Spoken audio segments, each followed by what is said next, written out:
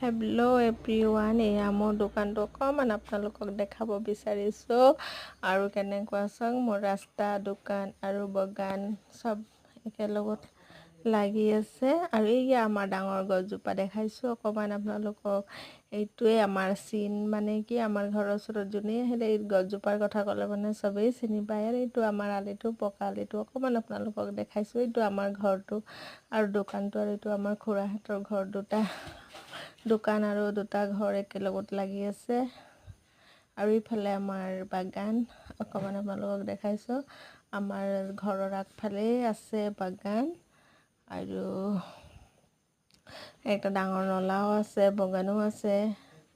আৰু এইটো আলিটো, এইয়া ডাঙৰ গছজোপা মই এইবাৰ ভালকৈ দেখাব চেষ্টা কৰিছোঁ।